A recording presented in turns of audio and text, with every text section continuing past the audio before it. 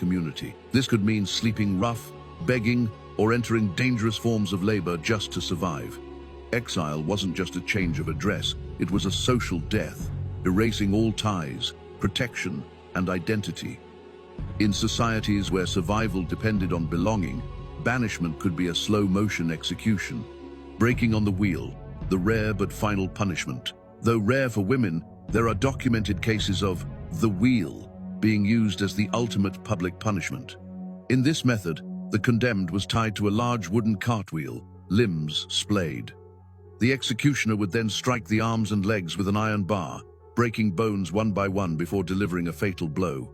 For women, this was generally reserved for crimes considered beyond all redemption: infanticide, serial theft, or multiple murders. In 1744, Maria Katharina Wächter of Württemberg was executed by the wheel after being convicted of poisoning her husband and several children. The wheel was both execution and display. The broken body was sometimes left on the wheel for days as a warning to others. It was a punishment designed to be unforgettable, not just for the victim, but for everyone who saw it.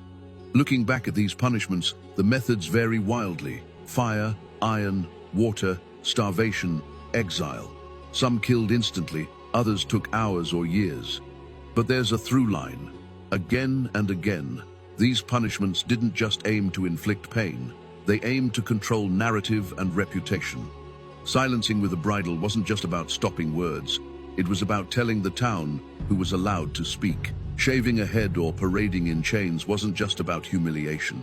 It was about writing a permanent story onto the body. In most cases, the crime didn't need to be proven beyond doubt. The accusation was enough, because the punishment itself erased the accused woman's ability to defend herself in society afterward. These weren't just tools of justice, they were tools of power, and they worked by making examples, turning individual suffering into a public performance meant to keep others in line. Today, the devices may be gone, but the logic behind them still echoes.